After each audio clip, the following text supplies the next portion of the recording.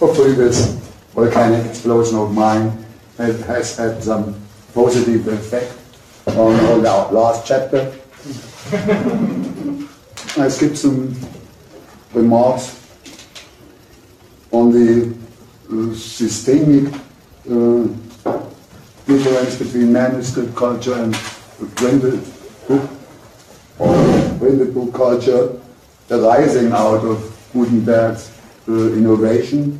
Everybody of you can come to the same conclusions I had. Something which is not so clear is that the Korean parallelism suffered from a handicap. As you may remember, this monastery in the mountains had got the monopoly of printing holy books. And this monopoly stayed with this monastery until the religion in question was obsolete. In Gutenberg's case, everybody betrayed him. Everybody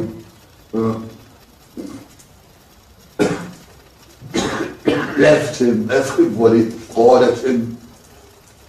So by copy left out of Gutenberg's copyright, Europe became, or Western Europe, the continent of printing presses.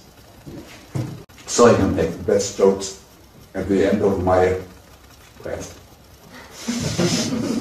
Gutenberg and copy left. You have to retain this statement. One of its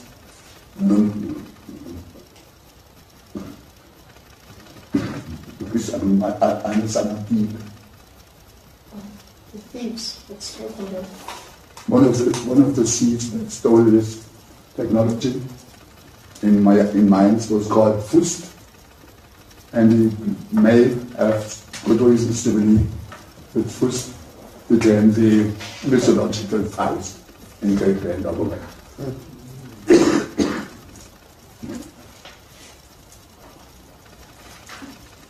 Which throws it was a bright light on the fact that 3 or 4 years after Gutenberg's invention of the printing press, the Ottoman Empire finally conquered the Constantinople, Byzantium, and the metropolis of the East Roman Empire, which produced the mass flight of Greek scholars to Italy, to Florence. Greek manuscripts arrived en masse. Western European scholars decided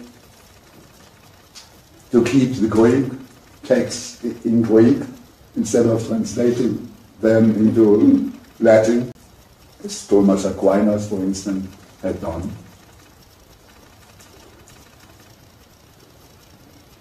And marvelous printing house of Aldus Manutius, based in this Serenissima city, you'll see tomorrow, Venice, even went so far as to forbid his printers during office hours to speak one word not Greek. And so they produced Plutarchus in 18 volumes, and Xenophon in 5 volumes, and Plato in 10 volumes, and so on and so on.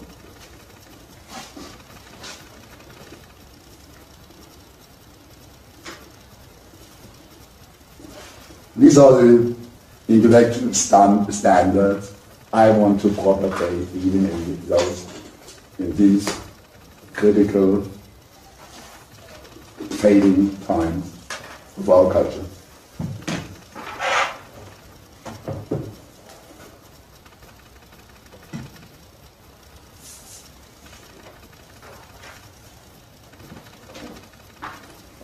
So, precisely because of this copyleft structure of dissipation of this technology, Gutenberg's printing press entered into contact with other synchronous contemporary technologies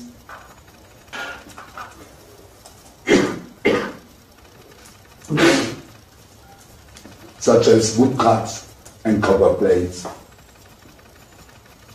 visual means of reproduction and massification.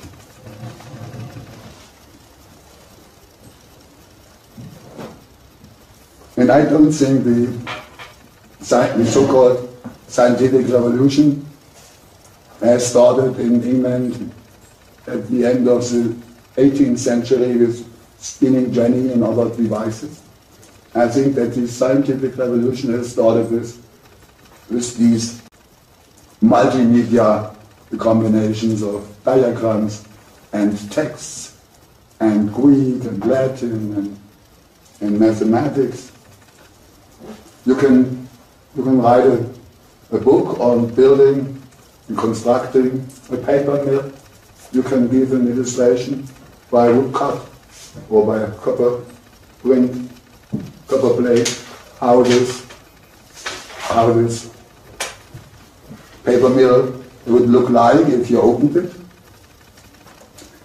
You could take the letters from A, B, C, and so on, and put letters to specific points at this diagram, and then in the legend give explanations of A, B, C in normal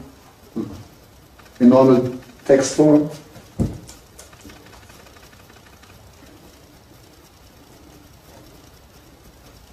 You can, to put it in a nutshell, you can transmit technical knowledge.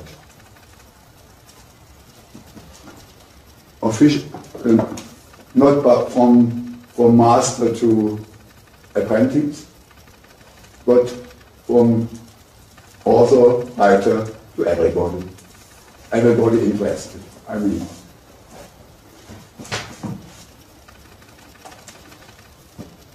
And this was a real dramatic event when the first Jesuits entered the empire of the center, China, Peking, under the Ming dynasty. They proved the emperor quite soon that their mathematical and technological skills were higher than the Mandarin ones. And Samuel Edgerton has wonderful stories about the modernization of Chinese technology, eschewed for facts of scientific visualization. The Jesuits, Peking-based Jesuits, paid Chinese painters to illustrate these technical things like paper mills and so. And instead of giving cool technical diagrams, these wonderful romantic Chinese painters, I saw the paintings, gave shadows and all this misty natural feeling of old traditional Chinese painting to do these technical diagrams, and nobody was able to build one paper mill out of these illustrations. And finally, you can't be too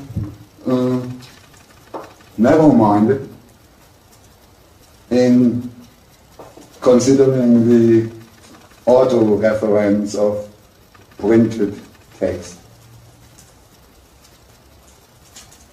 In manuscripts, everybody writes to her or his life, except Pythagoras and his ideas of geometric letters. In printing, you have to decide beforehand which font will be make up your text, and great names of European art, typewriters or type cutters art showed up, Bodoni and Garamond, Didot, who in the course of centuries developed all our well-readable or difficult-readable fonts.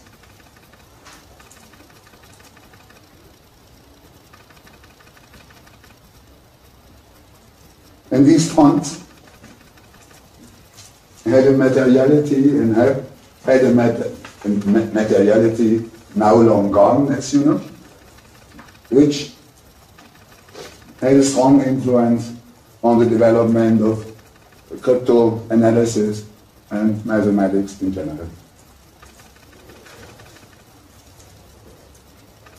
In printing the first Bible, it would be possible, but very uneconomic, to produce, let's say, 10,000 little e and just 100 little e's. But you have to think about the frequencies of these different letters. How many times the e will show up again, how few times the x will show up again. And so the font cases are from scratch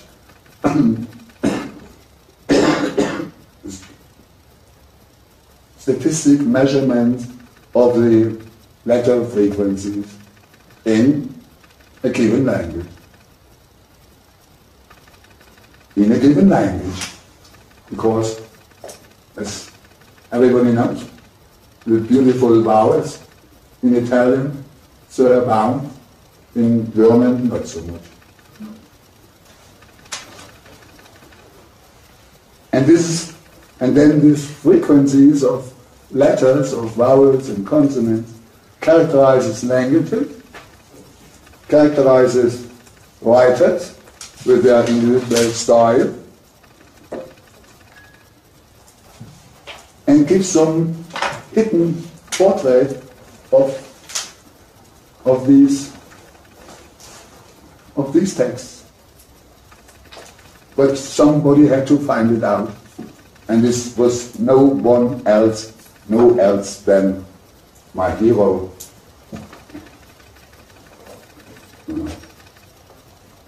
Leone Battista Alberti. At the end of his life, when he had to live in Rome, he met the post-Cryptographer who complained about this terrible manual word to change every letter in order that the Venetian enemies couldn't read no diplomatic message from Rome to Naples anymore. And Alberti answered, oh, this has to be changed. My dear Dato, this was the name of the cryptographer. My dear Dato, think of the man in Mainz who produces in a day more books than only today. This sort of good, yeah. Yeah. And so we should proceed with cryptography. And now,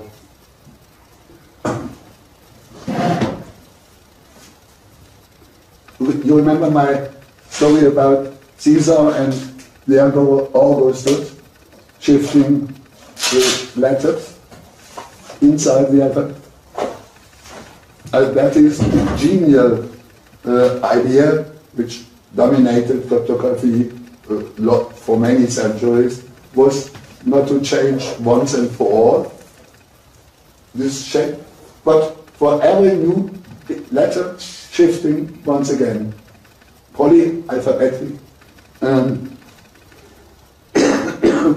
code, as it been called.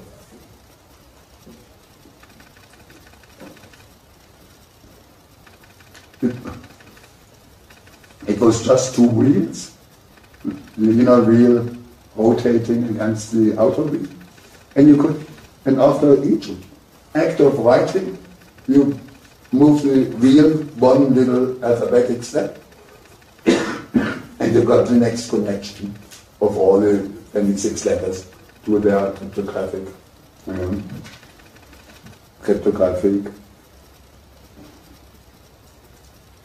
placeholders. In Germany, people are not so brilliant as Alberti, and so their calligraphy stayed at inventing majuscules for every important noun. König, king, should be written with a big K, and Herzog, duke, should be written with a big H, and finally Herr, sir, and lady, and everything and everybody in the world should be honored by this majuscule identification, if I paradigm myself. And finally, there remained only the name of God himself.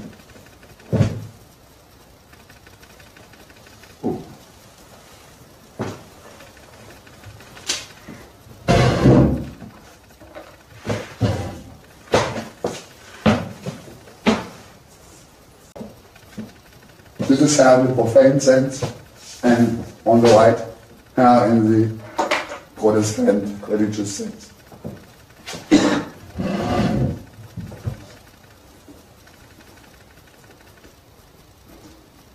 All the other dramatic and systemic changements introduced or induced by printing press you'll find in the early chapters of Michel, Foucault, Les mots et les choses, the other things, where Don Quixote and the invention of the prosaic novel and other stories are told in a beautiful way. It's my job to come to the alphabetic coding systems at the base of modern mathematics.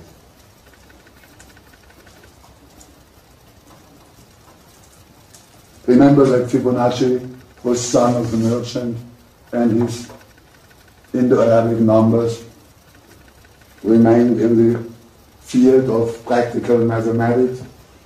These guys, they're called the cosists. Don't ask me why. They were just interested in results and not in solutions or theorems. But nevertheless, writing long sums and so was troublesome, and so a certain Whitman from Germany made a rather incredibly simple invention. You must remember that since Greek days, everybody who wanted to add put the word "and" in his or her language on the paper, and Whitman wrote plus, and Whitman wrote minus, in a very general way, understandable by every writer in mathematics in the whole field of Europe, notwithstanding medieval Latin or so. And others developed the equation sign, and Bombelli and Cardano, those two brilliant Italian mathematicians of the Renaissance, still dared continue their cubic equations, although they had jumbled over the square root of -1, which is I. But all this was a foreplay, in a non-sexual sense, for I'd say Simon Stalin's and François Viet's revolutionary mathematics. To start from Stalin and Foucault. He was an Belgian, you would say, in modern terminology, but in fact he was the strategic mind behind the liberation of the Netherlands from the Spanish despotism. Simon Stalin from Brügge.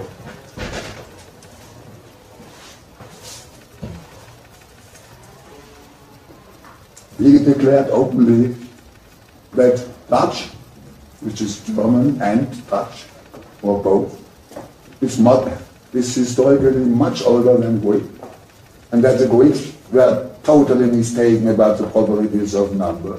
For the Greeks, there was no zero at all. Numbers started with 1, and then came 2, and between 1 and 2, there was nothing, no number, nothing at all. And for Stalin and this Dutch culture, which still supports the Netherlandish university system, between 0 and 1, there are already infinitely many numbers. And these numbers are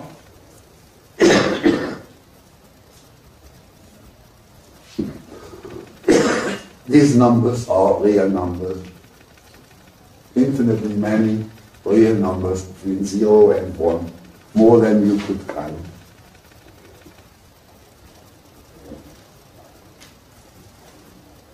How to write them down? Answer: you invent the mathematical colon. You try to give a decimal approximation of the number pi.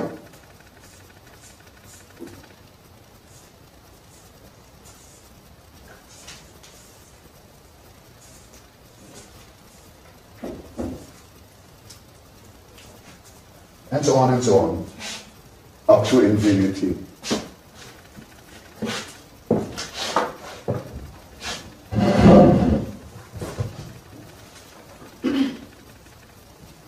At prime side, very simple, but at second side, very effective in many senses. For instance,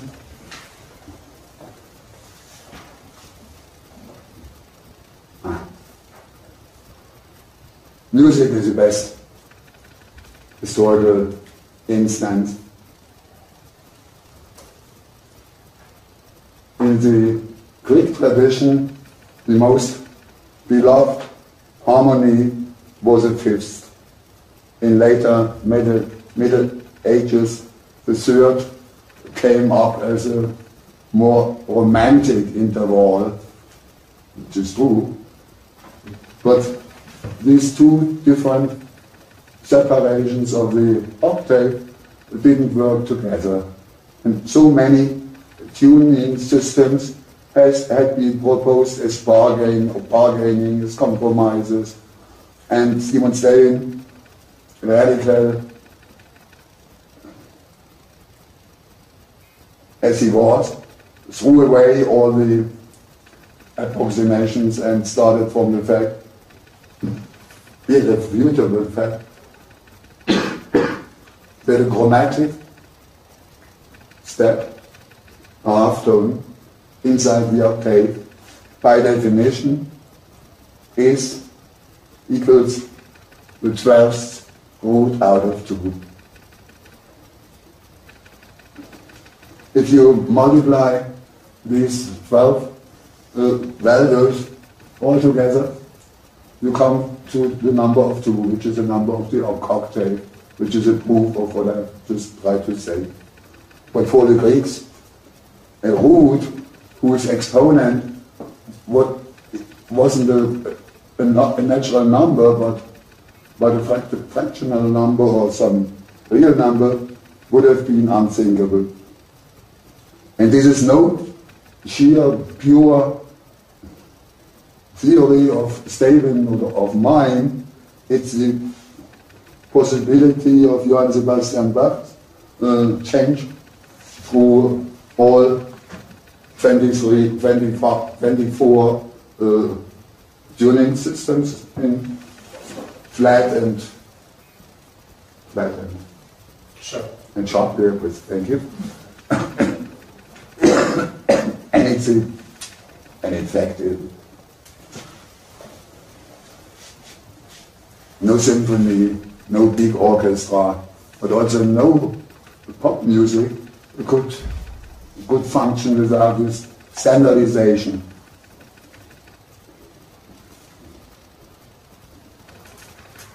These interactions and intracultural developments are what I try to commit to you as the most important things, how innovations in mathematical notation have made possible musical innovations, and probably the other way around. And how the bye-bye to the community of medieval Latin was the beginning of the community of the algebraic notation and open source and everything we are concerned right now.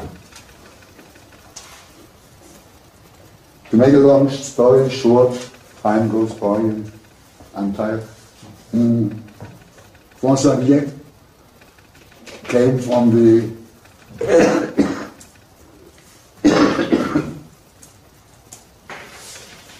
was helpful, this French king Henri IV, to cryptoanalytical work against the Spanish enemy.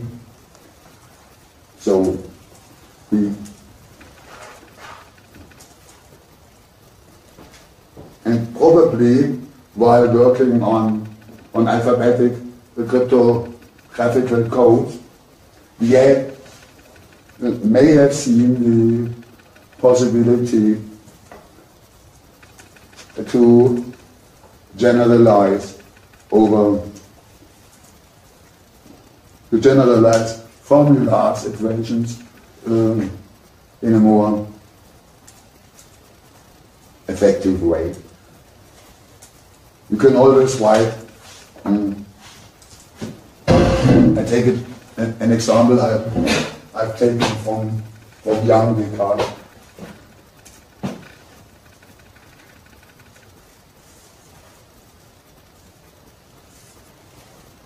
But you can do better, and you see as soon as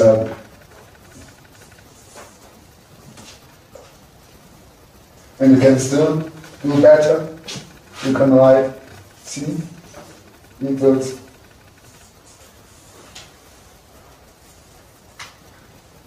a power 2 plus b power 2. And there you have what? The famous Pythagorean theorem written down for the first time in algebraic notation. By the way, in order to distinguish between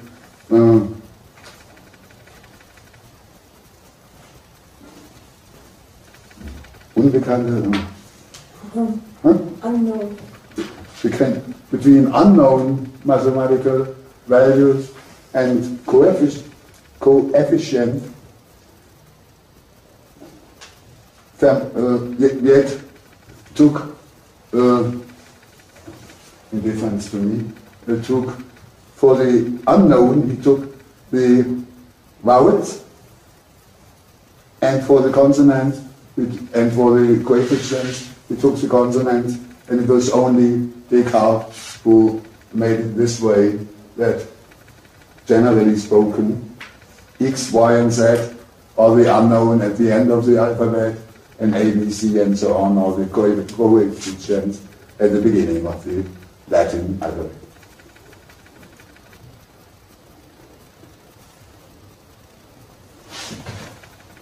For young Descartes, this last expression is the most telling one. It's klare et distincte, it's clear and distinctive. You can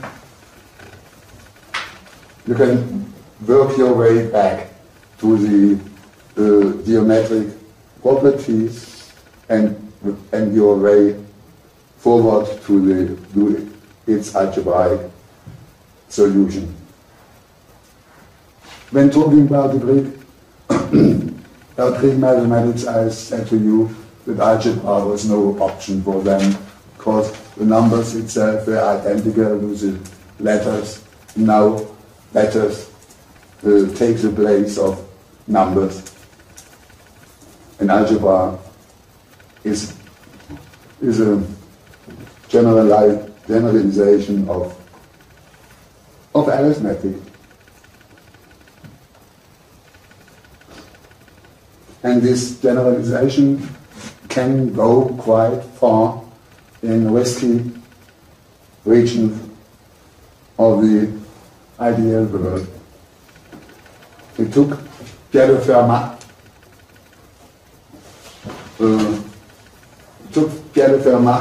probably 3 minutes to write down the Pythagorean formula in another formulation. Namely, a power n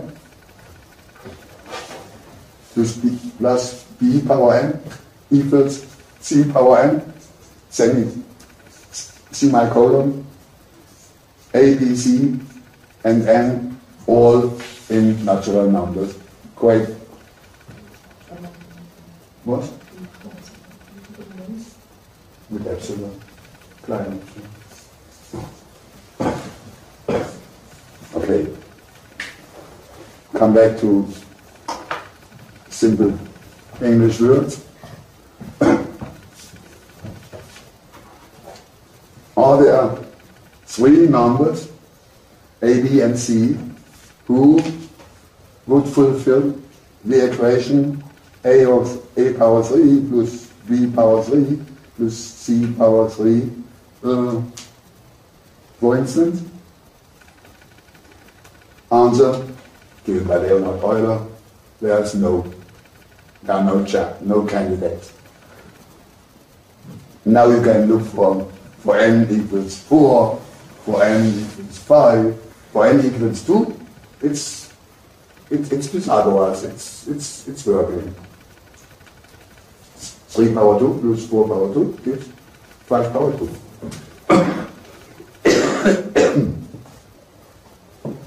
What I try to commit to you is that it took more than 300 years till Andrew Wiles from Cambridge, England, I think, showed that for no n greater than 2, there's any solution.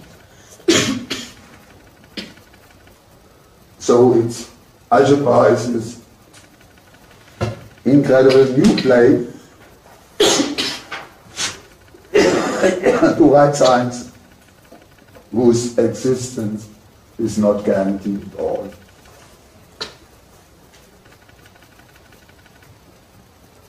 We can play around in a way unthinkable for Greek or Chinese and other high cultures. Okay.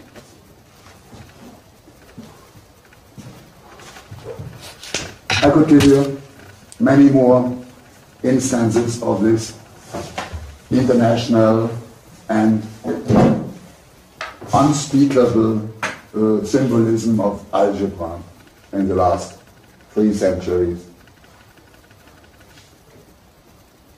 You see an explosion of more or less arithmetic science functioning without sound, almost Chinese in their youth. First Latin alphabet was exhausted, then the Greek one, then the Hebrew one, lately the Cyrillic one, a need for symbols, unstillable, unfillable, unendable. And many great or not so great men and even some women took part in this play, but only Leibniz, the German philosopher, really realized the possible capacities and of mathematical innovation. He asked himself how he could produce better signs for sums or for differences. This was the origin of the integral sign and the differential sign. He communicated with the Jesuits based in Peking and learned that even the old Chinese had a binary code made in the I Ching, made up of yin and yang, male and female symbol. And Leibniz was already on the track of the fact that knows that the optimal or most economical sign system for mathematical numerical purposes, they would consist of 2 and only 2 symbols, 0 and 1. And so he approached his 0 to the yang and his 1 to the yin.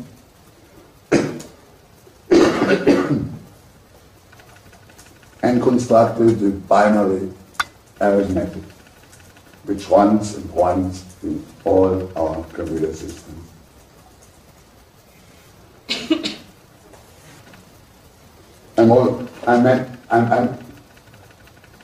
Sometimes I've been at odds with my young collaborators, or how should I call them? For me, the Chinese binarism is a sexual relation, and Leibniz's official explanation of 1 and 0 is the first verse of the first line of the Old Testament.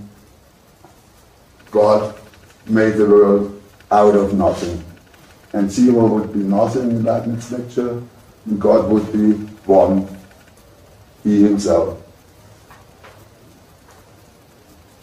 And I, in difference to my young collaborators, see this as a desexualization.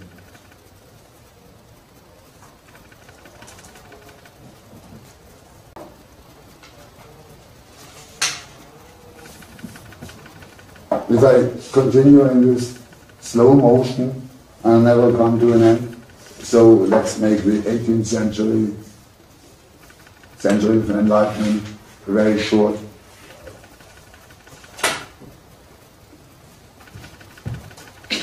I think the brightest mathematicians of this epoch all learned from Leibniz to program algorithms and to transfer mechanical or handicraft movements into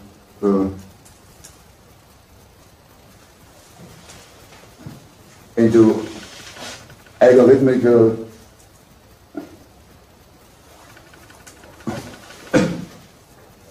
in Lyon, the textile makers, Vaucanson and Jacques, tried to develop programming tools for gobelins and women's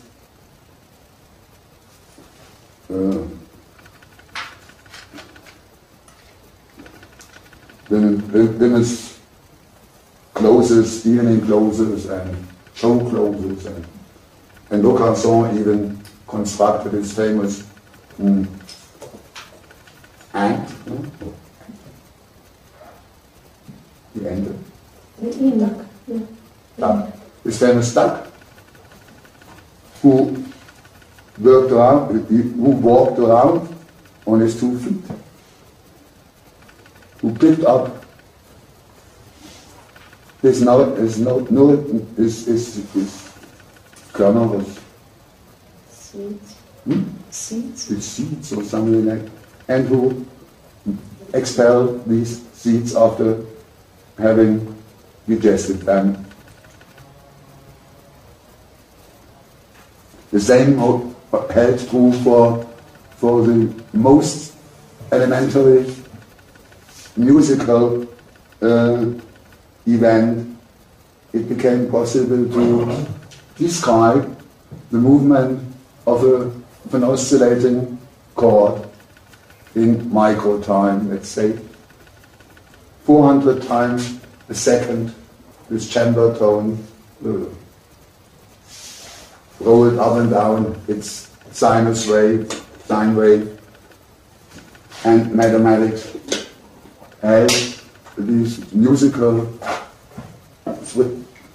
movement under very loose control in difference to the despotic control the Newtonian sum exercises on the planet.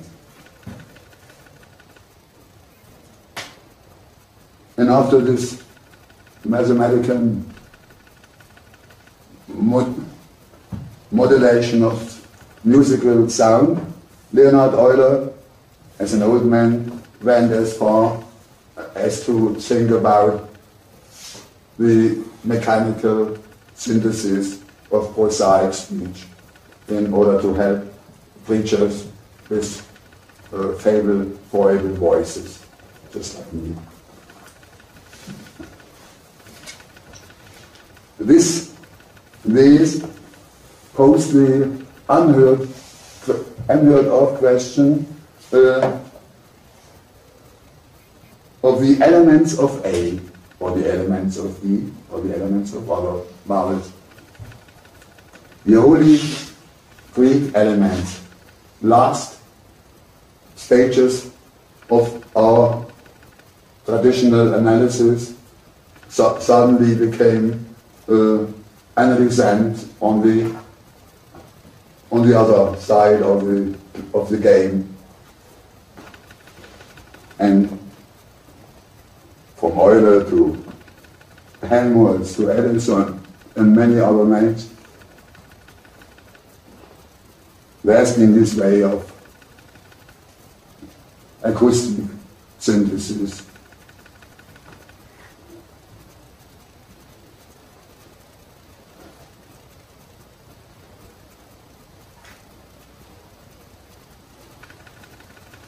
In my electronic use, I saw the monophonic synthesizer following Bob Moog and later moving away from Moog's general design.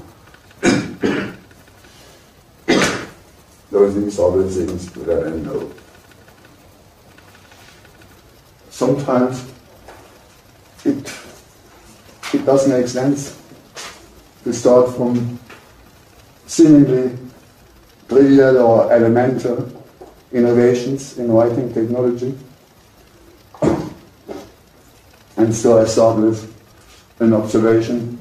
My friend Heinrich Bosse in Freiburg has made some 30 years ago about the elementary school system in Germany at the end of the 18th century.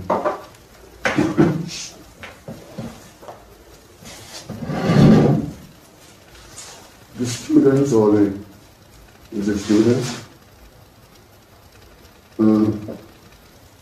before the students had to solve their grammatical and mathematical and so on problems with the media of ink and paper. And ink is unerasable, as you know, or difficult to erase. So if the teacher discovered in the Latin or in the German dictation, let's say 17 errors, the scholar got 17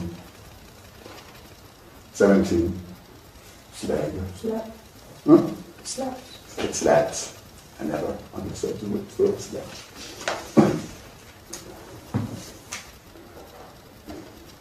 But in the movement of Rousseau and liberation of children's minds, it was discovered that ink and paper were replaced by slate and clay. Chalk. And those students or the scholars, could erase all the errors they discovered and that before the teacher could turn these errors into slats. This was a not too small innovation. It allowed young men and boys to err and to correct yourself, to learn from your errors. If you read Goethe's Der Meister, the Lehrjahre, if you read Goethe's Faust I, you will find famous literary poetical instantiations of this new principle of running around seemingly free under rather loose conditions of power control.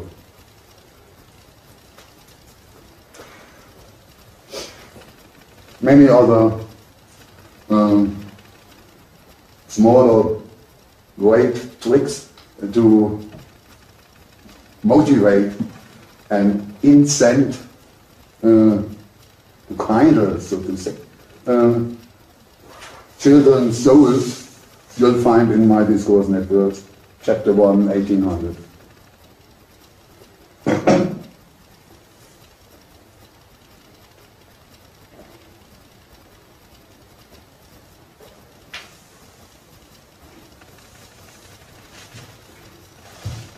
And it was a very effective rearrangement of the relative roles of high school and philosophy and university. Philosophy, the whole of European philosophy for the universities, poetry, especially German and Greek poetry for the high schools. High school final exam gave address to the first semester at the university. The final exam at the university gave the right to teach at the high school for teachers. And so it was a feedback loop in a sense, which went quite well for more than a century. And philosophy could become experimental. When Fichte in Jena, newly appointed, proposed his Wissenschaftslehre as a course of one summer semester, 1794. He had no idea how to finish this course when he started to write down the first lecture. And Hegel, when he started the philosophy of spirit, I'd say he was in the same position. He had no idea how to finish this most romantic and nihilistic of all philosophical monographies.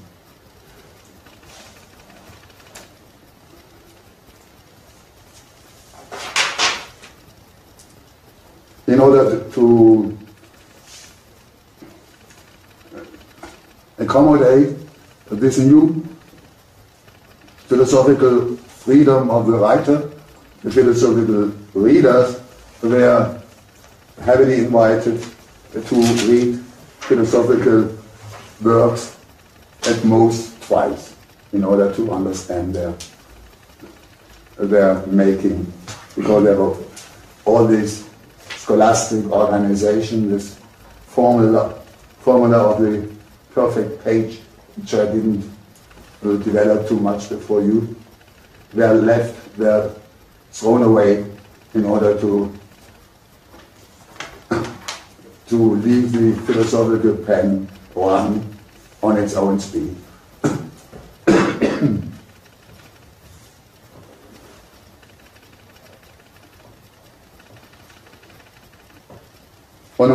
On the scale of on the larger scale of mass media, I think this effect iterated himself. Paper was beforehand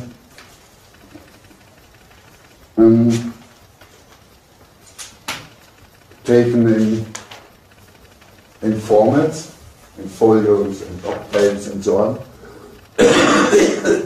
And now from 1812 on, paper could be produced as an endless flow of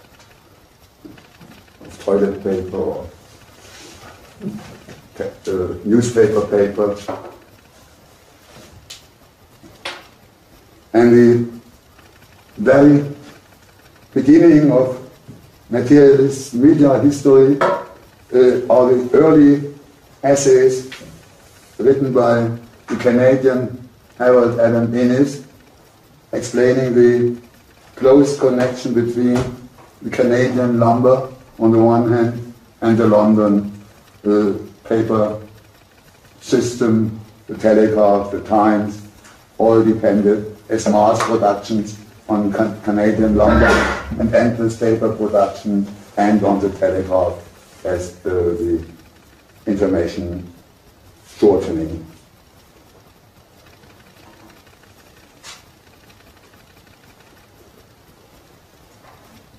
If I'm more interested in the Telegraph than in the paper production of the 19th century, I start with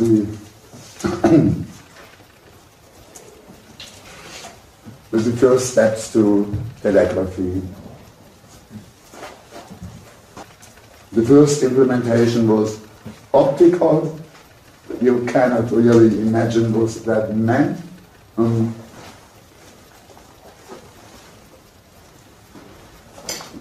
Technically, it came down to the Paris-centered network of mills with some semaphores applied or added, and these semaphores, these pair of signs, could take about 160 different significations. And from one relay station to the next, about 20 kilometers apart, two veterans of one Napoleonic war of all the other followed these semaphoric changements. One read them, and one implemented them on their own semaphoric mill. And so the Clochap's optical telegraphy succeeded in speeding up military communications during the Revolutionary Wars up to a factor of, let's say, 20 in comparison to horses. So.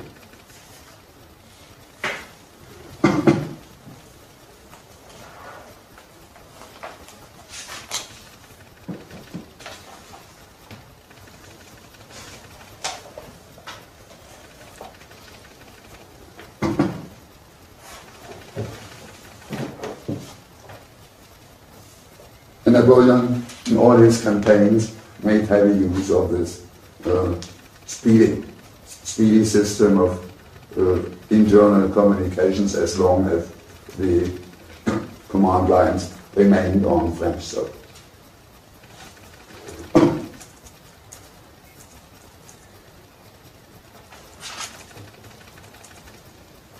The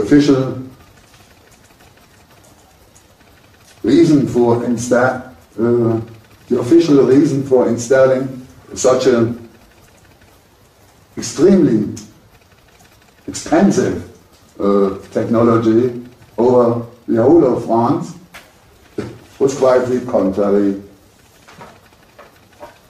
In the Assemblée Nationale, there was a question how to implement Rousseau's volonté générale, not in the little small canton of Geneva, but in such a huge country as France. And so Lacan and other deputies proposed the optical telegraphy. But once this device was installed, there was no more question about volonté générale and general elections. It was just given over to the secret communication lines of the army. And so it remained after the electrification of the telegraphy, thanks to Samuel Morse and others.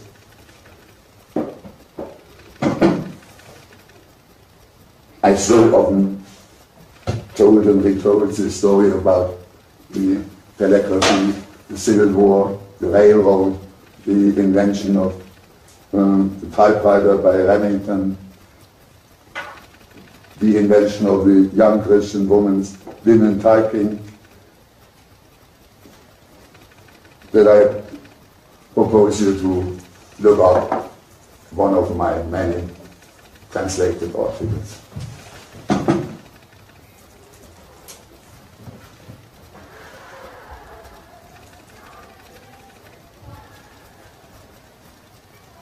The more systemic case I'd like still to consider, it's been called in French, la méthode graphique. Pour en grec. La méthode graphique, c'était, Étienne Jules Marais, professor of physiology at Paris, invented this concept. But it went back, let's say, to a brilliant remark made by Henry Fox Talbot about 1840, when he had optimized Daguerre's photography, introduced 1 year before. Talbot, much more high-level scientist than Daguerre, called photography or heliography, as he said, the pencil of nature. For the first time, following Talbot, nature draws her own lines. The sun became the painter. And people like Marais, like Membre in California, like Leon Scott in Paris, all try to inspire Mother Nature to write down her unconscious movement. Unconscious because too quick, unconscious because too frail, unconscious because to what else you have. So the wings of flying birds and the racing and the legs of racing horses in Palo Alto and the trace, the acoustical trace of a singing voice were taken down by La Méthode Graphique. And curiously enough, this little melody, one of the most touching and simple ever sung in France, was just recorded but never played back. Never played back. It was, I think, last year, then suddenly some nerds or freaks came to the idea to put the audiogram onto the web. And since then we hear a record made in 1857 or so, Au clair de la nuit.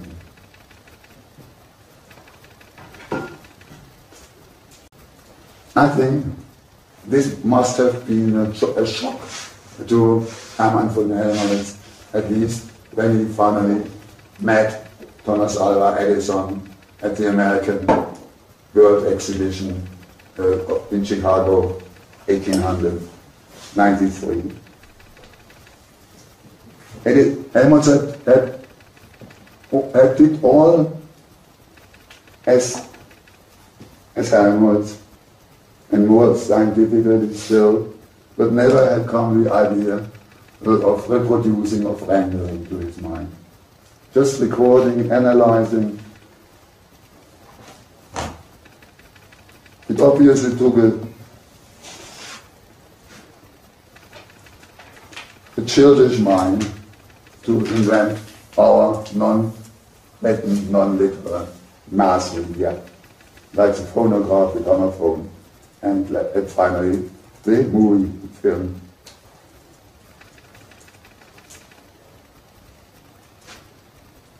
In the second part of my discourse networks, 1800, 1900, I try to show some esoteric, secret, hidden effects of these changements on literature. Literature, instead of being the most common and the most popular medium among all, becomes a professional, specialized, esoteric medium for Stefan Mallarmé and Stefan George and me.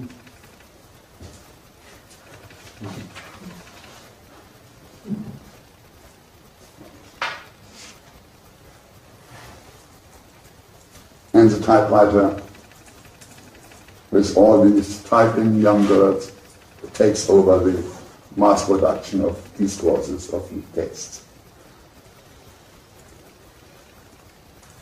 You can find probably still many undiscovered stories under this head.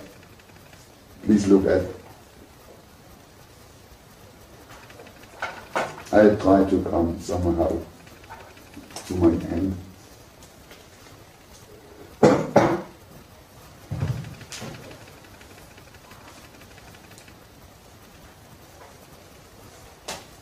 And if you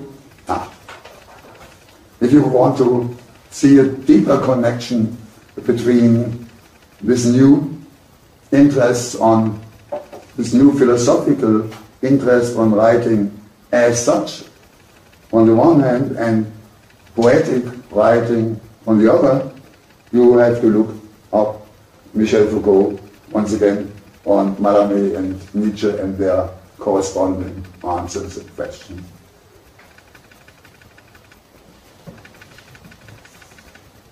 I, in my more materialistic bias, Meyer add that after the occupation of Upper Egypt by British troops and Lord Kitchener and so on, the absolutely dry deserts were discovered as storage places for long, long lost papyri. Most of Sappho that we've got is not published by Byzantine monks, but discovered out of the desert since 1900 by Sir Flinders Petrie and his many followers. And there's hope that we still find new fragments.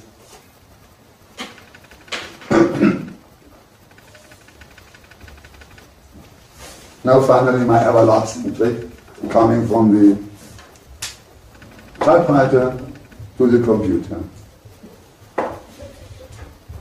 Alan Madison Turing was highly gifted as a young mathematician, but he had a lousy handwriting.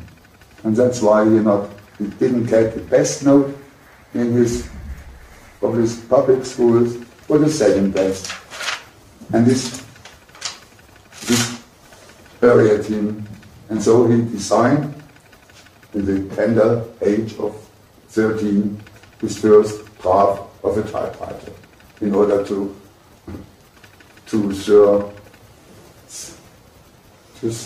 circumvene his handwritten incapacity. And if you study Alan Turing's principal design of the so-called Turing machine, the prototype of every computer that has been designed up to now, you see the deep relation between a typewriter perfectly automatized and this Turing machine. In typewriting, the secretary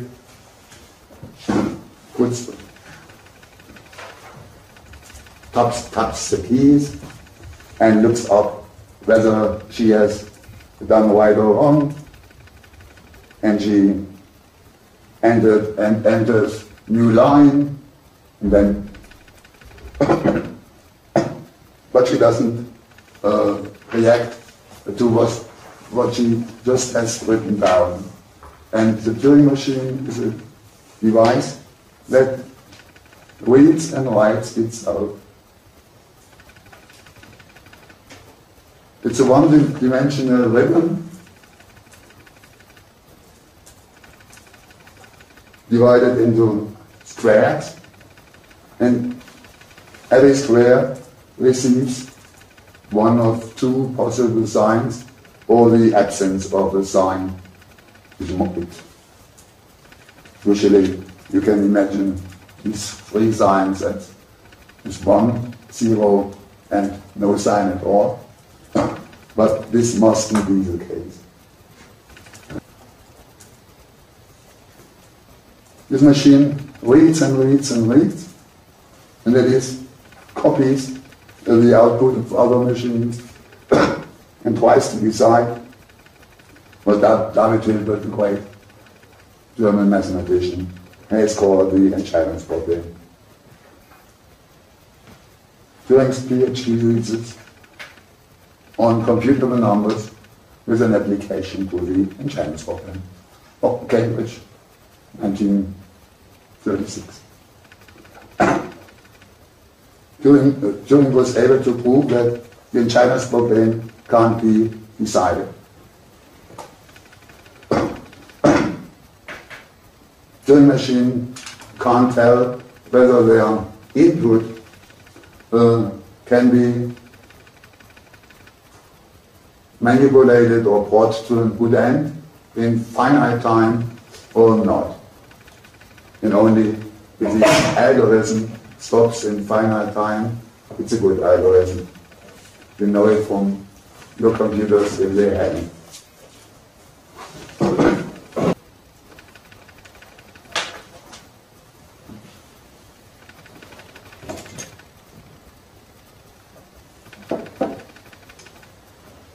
in understanding this seemingly primitive construction,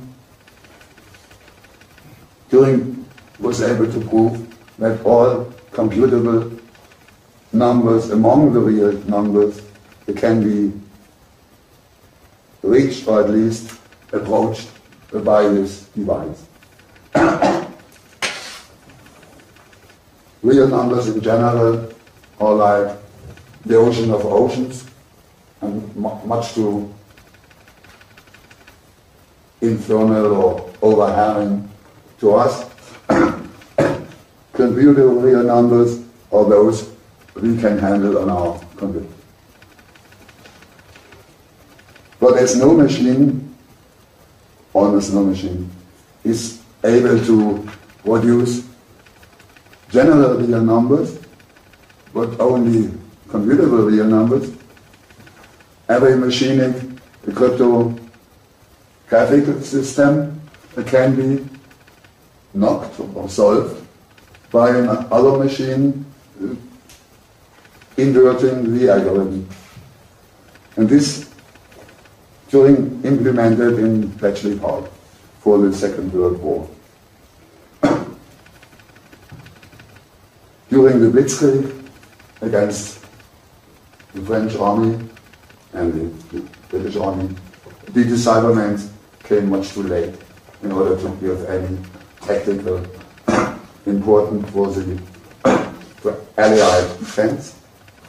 But when the German parachutists airborne division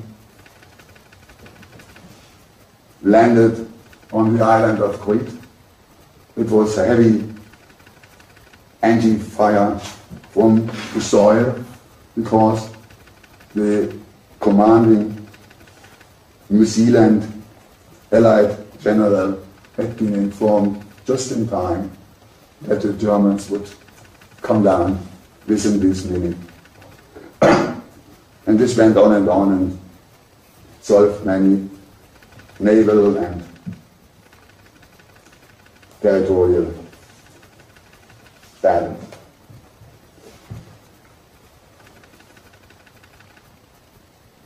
The same, still more dramatic, was the situation between the US cryptography and the cryptoanalysis and the Japanese cryptography.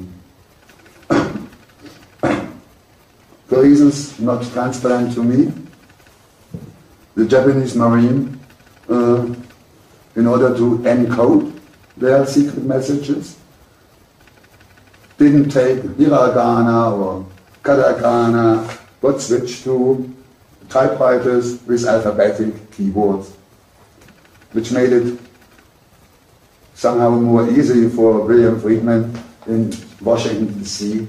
to knock this system after some short time of psychiatric asylum. So Pearl Harbor was not this total surprise what had been deciphered, but for strategic reasons the US pretended to have been surprised.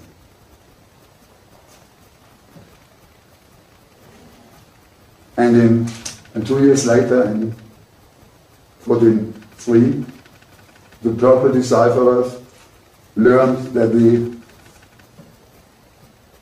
plane of the mastermind behind Pearl Harbor was passing us in New Guinea or something like that.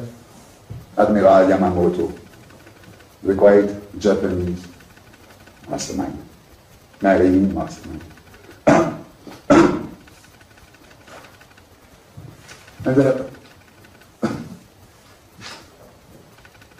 And one shot from an American plane, and this Japanese plane went down into the jungle, and the body of Admiral Yamamoto was never discovered. When I talk about this attack, it's Alexander Kluge, who's one of Germany's journalists leaving free TV, the journalist who just said, Usama bin Laden. Usama bin.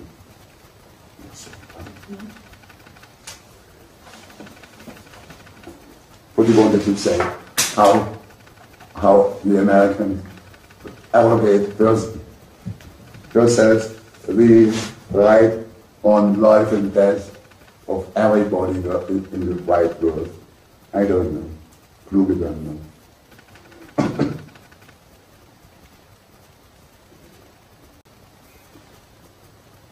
From these sinister lines, coming back to the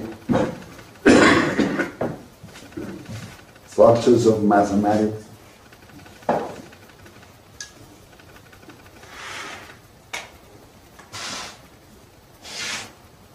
it had,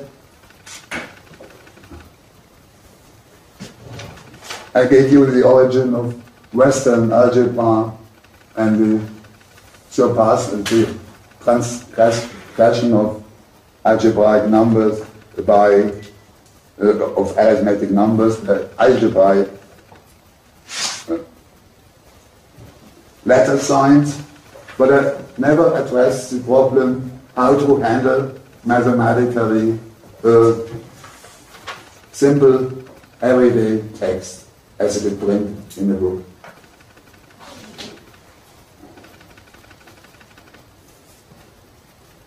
These are exploits done especially by Russian and Soviet mathematicians inventing transitional probabilities, Markov chains, and Kolmogorov things and other marvelous things just to characterize how complex a given string of alphabetic signs is or is not. For instance, an example dear to Lord Shannon, in language such as English or German, the transitional probability between Q and U is 1. That is to say, after every Q follows a U. But compare all quita without this U. So in LA, we're writing the deep throat K functions otherwise.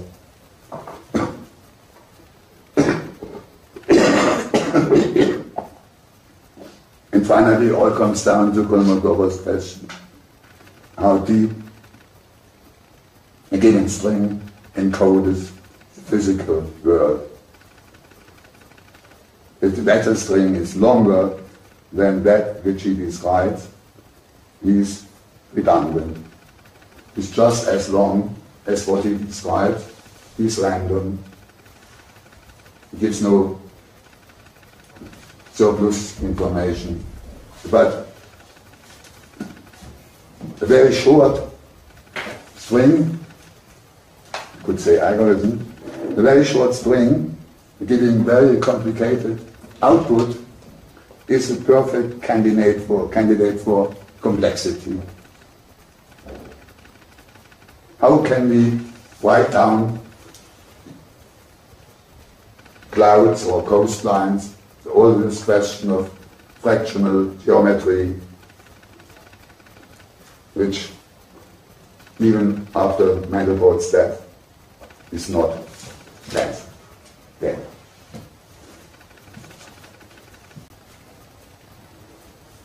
Now I'm at the end of my wits and my physical powers.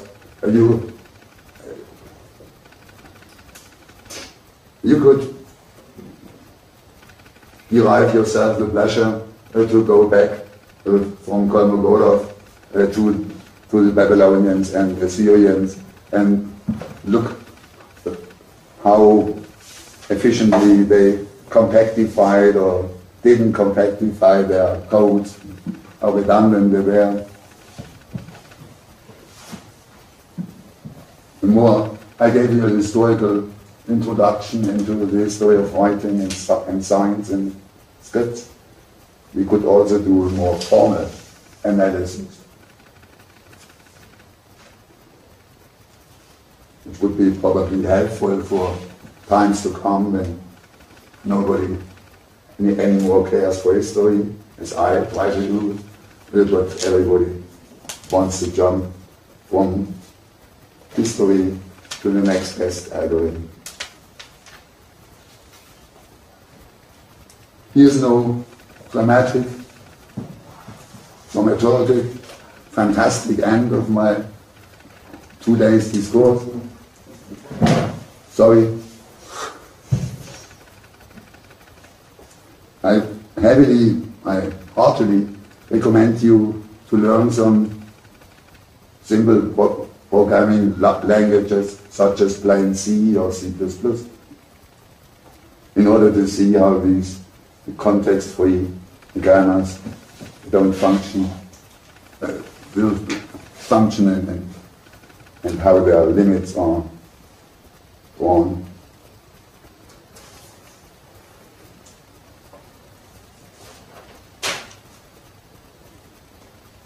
When I was 22, I think, and was one of 3 young people listening to Johannes Lohmann, my Indo-European teacher in Freiburg, he suddenly said that there has been lately developed a programming language named assembler. And in this so-called assembler, there is no Indo-European flexion of words, of nouns and verbs anymore. It's just read and write, and nobody says read and wrote and written. It's just read and write as commands in a very general infinitive. and Lohmann put this assembler English at the other end of Homer's rich flexional grammar and language and poetry, and saw the whole way of Indo-European language from one end to the other. I had 22 years, I said, and it struck me, and I had never heard something like assembler before, and so I promised myself, no German, to learn all about it, and to program in assembler and in C, and to make it all true, what he tried to, this old man tried to help me. And now the roles have switched, and I'm the old man, and you're the young listeners, and maybe see sometimes will go up. And that's the fire. The torch. And the torch will burn again.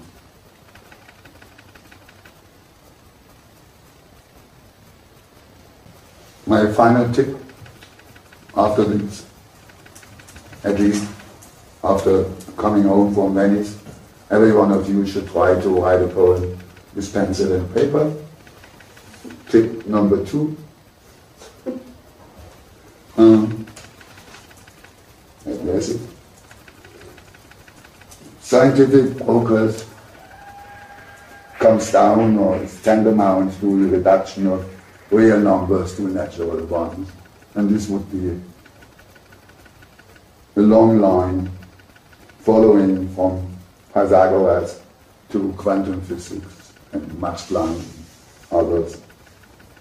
It's fine to have infinitely many real numbers and measurements and holes, but there's no information in all, or you have to extract it by very complicated statistical tools. But when all these quanta effects come down to 6 and all our natural numbers, the Greek simplicity of physics enters once again the modern thought. And this is not far away from writing a poem with pencil and paper. So, thanks for listening.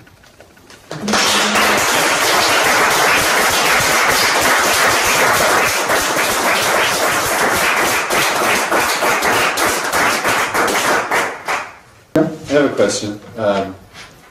I had seen before that one of your critiques of Marshall McLuhan was that his idea of media as an extension of man, and I read yours rather that it seemed there was a feeling somewhat the opposite of it developing separately from us. Yeah. We're catching up, so I was just wondering if you would be able to speak about that.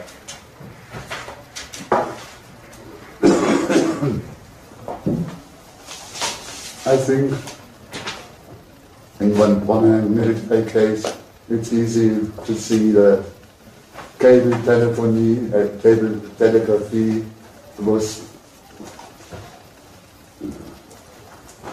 beaten by wireless telegraphy, and wireless telegraphy turned into the secret radio systems of the German Wehrmacht, Enigma, and so on. And so, during computers, they're successful in beating the radio telephony, and no human had any systemic role in this escalation from cable telegraphy to the computer technology. Media, especially transmission media, as we discussed, it is new, provoke each other, I'd say.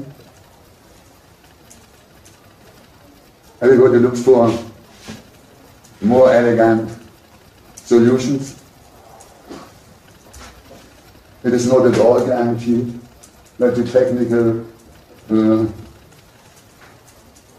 advantage of the National Security Agency will stay forever, as long as humanity and this world will exist. I don't see a way to overcome the principle of the Turing machine. Nobody has succeeded in doing so up to now. But there are so many possible implementations of Turing machines that some crazy future programmer could break this all-American monopoly on secret information systems.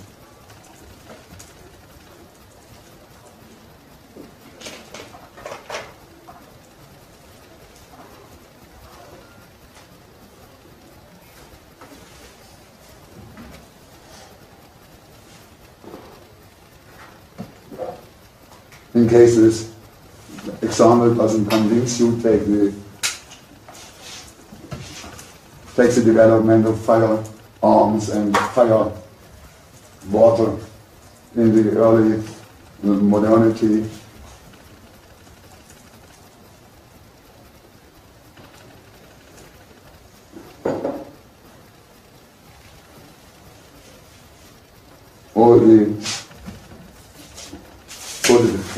All fortifications had to be reconstructed, changed for the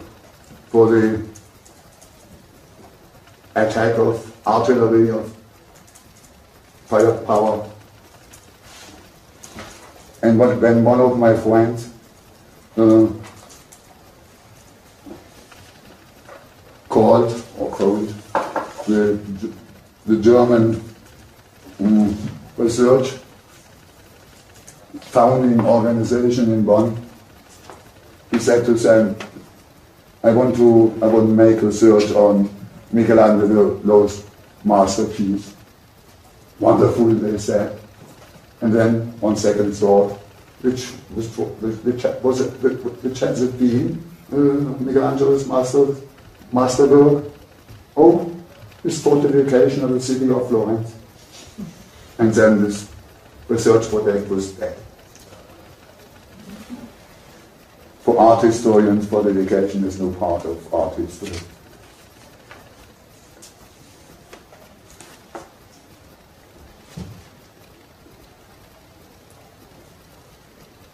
I think we can handle all these things in terms of drawing these challenges and responses.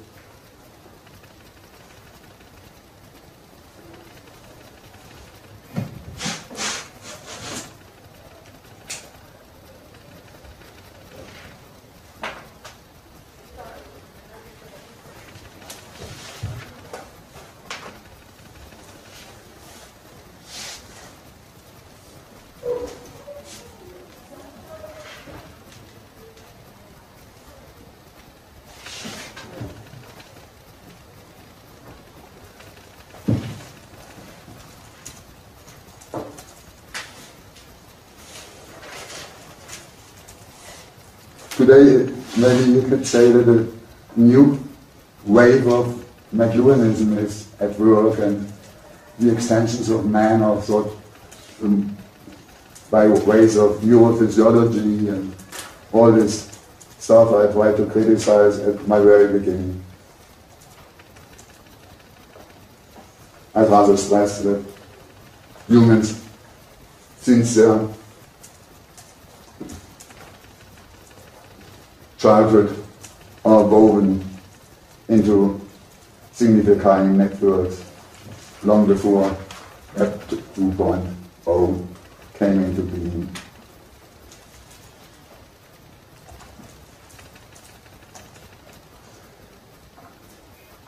We have our names. Our names are given to us before we come to the world. Our parents made up our names before we are born, and these names attribute some future to us, just as if they were media or some mediatic elements prescribing a destiny, a way.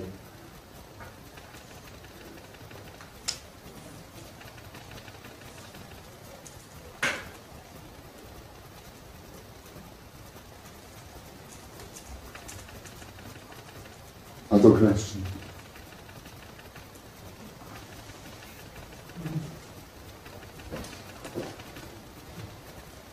No questions at all. Do you have a suggestion on, you mentioned with the binary Leibniz, the beginning of the Bible, the 0 and the 1 being nothing and then God, and then the Chinese being more the male and female.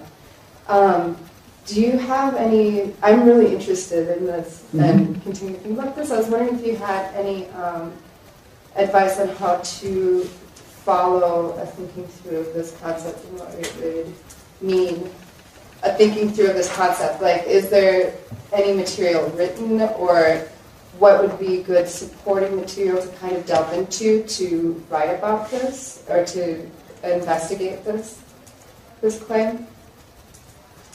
I'm just curious. Leibniz publications on the p-adic number system have all been published and translated from Latin into German. Yeah, but with the idea of the Chinese binary with the yin and yang, that being one of the ways that he came up with that, but he takes it instead from the female and the male to the nothing and this was my interpretation. I know, that's what I'm saying. Is there anything that you would suggest reading, not directly dealing with it because it's your interpretation, but that you find supportive? No, I don't find any support. Maybe the letter exchange between Matteo Ricci and Leibniz. Not to my knowledge.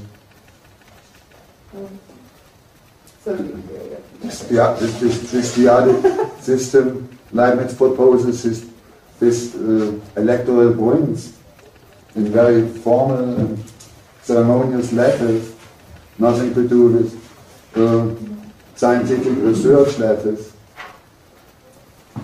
It's a kind of philosophical or ontological gift in the highest terms, without any practical implications.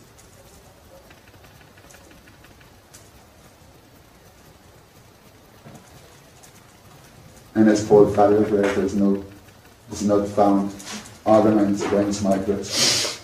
In the past on answers, switchy, I don't see contradictions. But it's, in final analysis, it's almost unavoidable. The early Chinese culture is a culture based on heterosexual technology.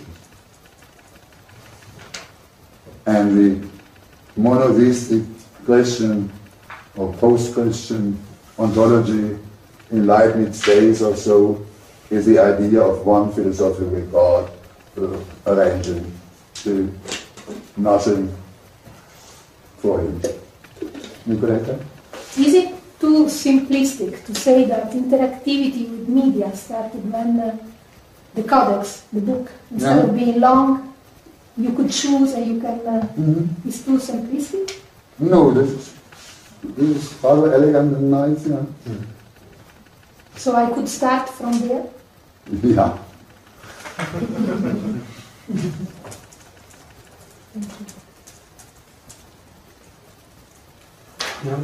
A question on the end of discourse networks. You talk about we're in a place where maybe we're putting the world into order by encoding the world, and you say it displaces people, dispossesses people, I think you said, of what they think or what they feel, and so. But we should write a poem to try and get that back again. But maybe because we've been brought up with computers and everything, it would be hard for us to fight against the encoding that we were brought up with.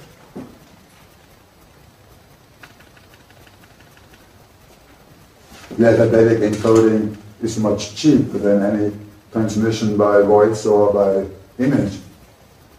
I'm not sure whether I answer your point or not. Mm-hmm. American Standard Communication Interface Code is just the smallest possible, and if you would send a PDF file instead of, it would be bigger by a factor of, let's say, 40 or 50. So writing, or alphabetic writing, syllabic writing, to condense it. And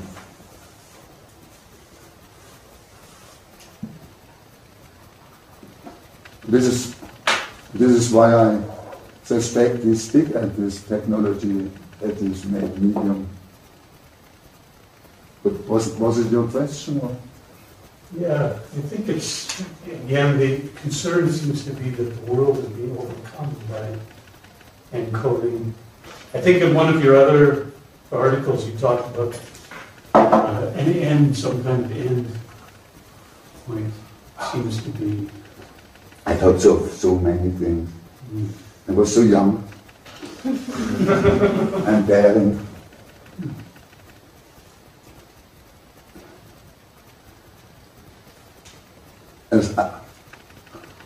Probably you allude to the post phase where I made this remark. I was forced to write this post phase, which I didn't have meant to write. And there I try to make my enemies some fear, a new order of things, the new order of humanity. In a way we succeeded, in another way we failed. I think we succeeded because hermeneutics and close reading in the most classical sense have gone away. I think we failed because stability is more powerful than any other activity. And as long as there are new professors promoted to tenure, there will be new silly idiosyncrasies and brilliant new ideas, and it's difficult to select.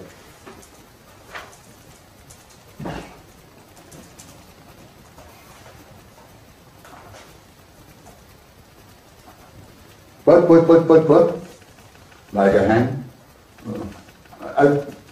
you're so deeply interested and involved in ongoing theoretical discussions, and probably you're even compelled to take your part in these discussions and you write your papers.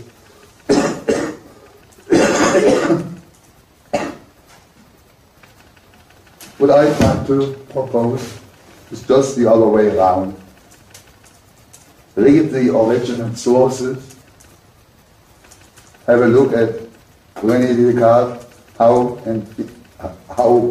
far he plays around with models of physical media. Look at the concept of medium in the midst of Thomas Aquinas. That is very surprising.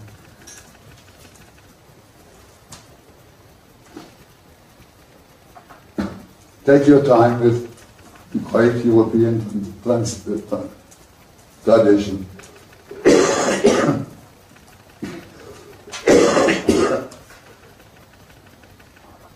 I don't know whether it's all cooked down to readers.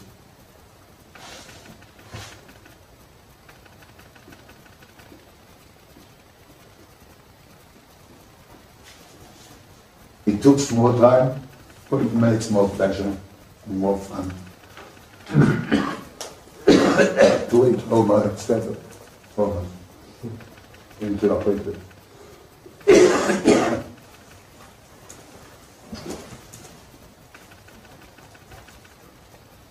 Comments? Thank you again.